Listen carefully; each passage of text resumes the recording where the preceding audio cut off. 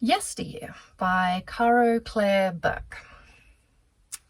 It was risky business for me to read this particular book because the book is about a social media influencer who homeschools her kids on a homestead, and it is a thriller that supposedly criticizes that lifestyle. And I am just starting a booktube channel, so trying to be an influencer, and I have homeschooled my kids for years.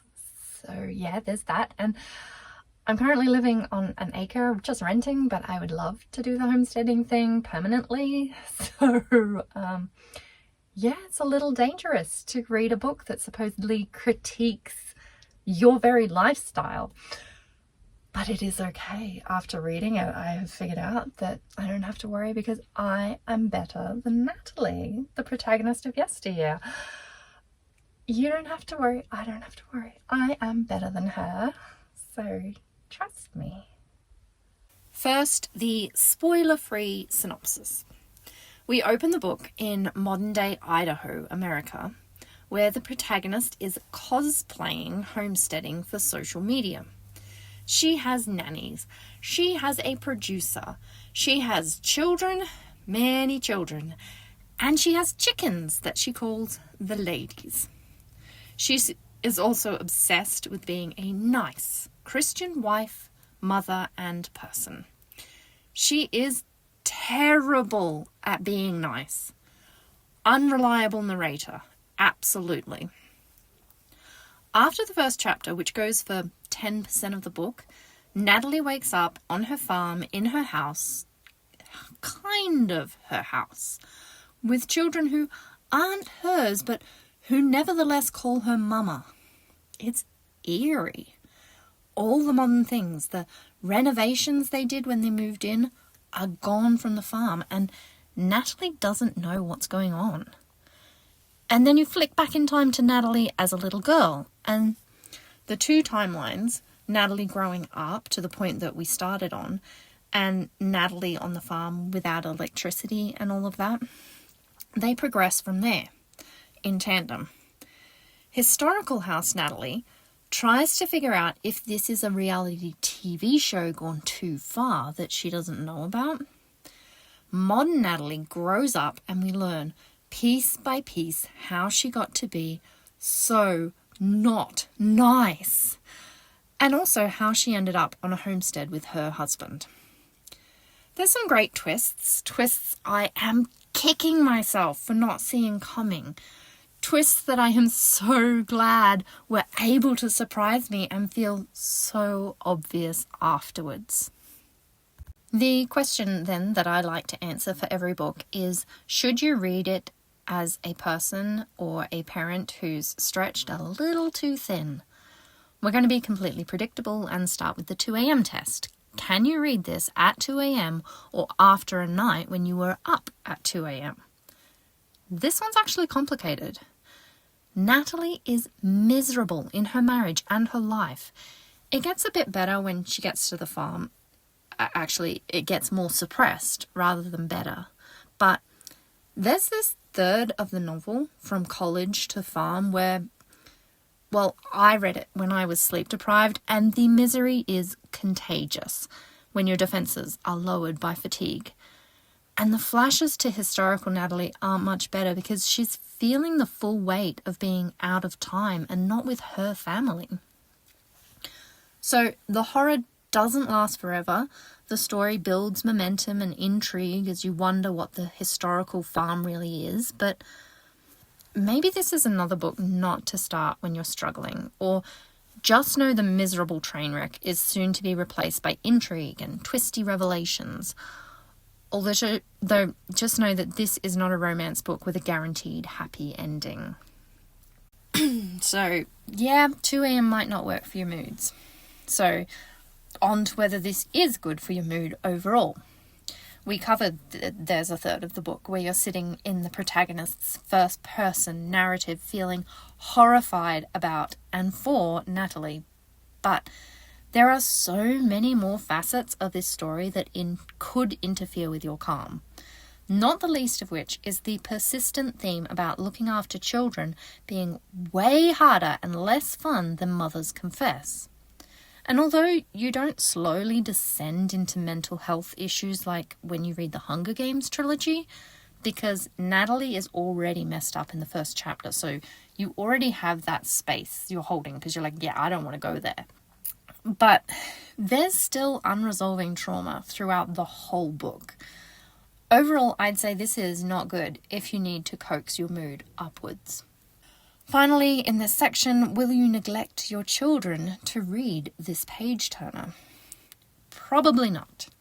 The switches between modern and historical timelines provide quite frequent stopping points and stop the story gaining too much momentum before the part of the story catches up to where the time break happens. Like, the last 10% of the book, it is hard to put down. Except to lower the book and say, wow, or, oh my god, that is horrendous. Moving right along to what made this book stand out with references to my favourite aspects, because I'm not AI, and unlike Natalie in this book, I don't have an on-screen Gemma flipping my hair and making everything just the way you want it. First person, unreliable, unlikable narrator. I didn't love this. It is perfect for this story, but I wouldn't seek another like this. I like being able to sink into a character and imagine myself being them. I did not, at any point, want to be Natalie. She is a train wreck. Her life was a train wreck. It's like the author decided she wanted to make a villain origin story and make it distinctly female. It was engrossing to watch it happen. There is ancient wisdom that women are the force of creation and destruction, and it was fascinating to watch the destruction while everyone in the story insisted for most of the book that women were only creation. But I didn't love reading it. It was compelling, but not necessarily fun. Dual storylines. Again, not my favourite. I'm familiar with fantasy tropes. There's a type of fantasy story called portal fantasy, where the protagonist starts in our world, goes through a portal to another world, has an adventure, and then returns to our world with the tools to conquer their issues here. Think The Page Master or Never-Ending Story, the Barbie movie, etc. I thought Yesteryear was going to be that, and I was not prepared for the constant back and forth between modern and historic. It was done well, with the moods and revelations mirrored between the timelines, and the story did need to go back and forth for the twists, but there was much less of the historical timeline than I expected, so I don't know, know going in that this is a mystery of what the historical component really is, rather than a portal fantasy, and maybe you'll do better with those dual storylines than I did. My absolute favourite trope is landscape as character, and that was not in this, no. You know, they lived on this beautiful farm in Idaho, but the landscape in Yesteryear is a backdrop. It affects the plot, but rarely the mood. It is the pretty backdrop for all of Natalie's social media posts, and that's the role it plays in the story as well. One final thought before we move on to the standout aspect of this book. The bit that I can't get out of my head in this story is Noah and Abel. The way their childhoods are formed. If you know, you know.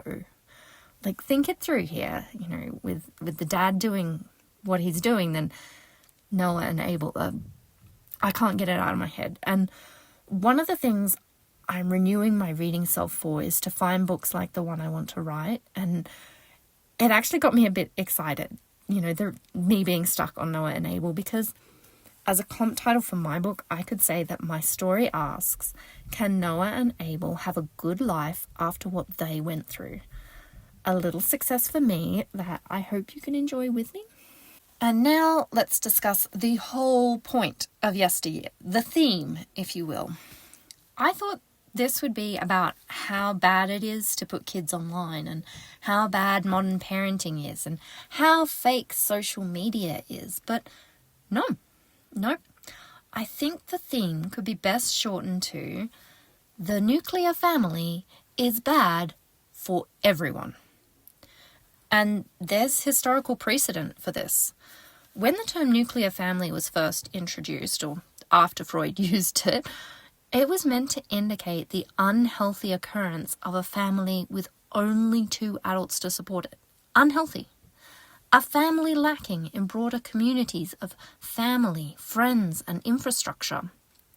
The social media and religious bits in this book made the lies about the nuclear family being the ideal louder, more perverse, but not a new problem at all. If you've been told that having children will make you happy, that men and women have separate purposes, but that you'll be unfulfilled if you don't have children, read this to learn the shadow side of that belief. And if you do want children, or you have children and you're struggling to make it work, when society seems to think you should be able to do this all by yourself or just with a spouse, and you want a new way to parent more successfully, there is no blueprint in here for that. No, that's not what this does. But there is a story that lays bare what keeps us in this pickle, namely intergenerational lies about it being easy and lovely and natural to raise children in a nuclear family. And if you're struggling, then reading Yesteryear will make you feel vindicated.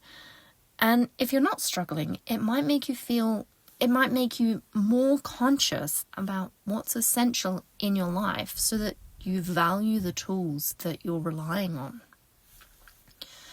For what it's worth, as someone who has cared for my children on 3 continents and homeschooled and had children in school and lived near and far from family and had big groups of friends, small close groups of friends and no friends, the thing that keeps parenting from being a train wreck you want to hide the truth of is community. The hardest parts of being a parent are isolation. The easiest are within strong communities. If you're delaying having kids for the sake of building a financial foundation, I would say don't neglect building a community too. You can't do this as a nuclear family. It is unhealthy. That's the whole point of the term nuclear family. Unhealthy family. Yesteryear shows us how unhealthy our stories about parenting are, the lies and what we tell ourselves about parenting passed down through generations. And it leaves it up to us to find a better way to do parenting, to bring the next generation into the world. And my opinion is that community is what makes it easier. Community that isn't telling lies about parenting. But it's left up to us to make that decision. And so what I would like to know from you in this particular video down in the comments today is, where are you on the parenting journey? Even if you're like, I'm never having kids, like that's really important to know. Like, if what we're saying about parenting and the supports we have in place are so bad that you're not even going there, like, let us know. But if you're in the woods like I am, with little ones running around, my oldest is 12, my youngest is 2, I've got the spread. Or if you are over that hill and you are having to figure out how to deal with having an empty nest, or you're delighted to have an empty nest, I want to hear where you are, why you are there, and how you think parenting can be made easier and more truthful, and all of that stuff that Yesteryear really brings up. So if you have liked this video, please like the video, and if you would like to see more like it, subscribe. I am Gemma with Reading Gems. This has been the review of Yesteryear. Happy reading.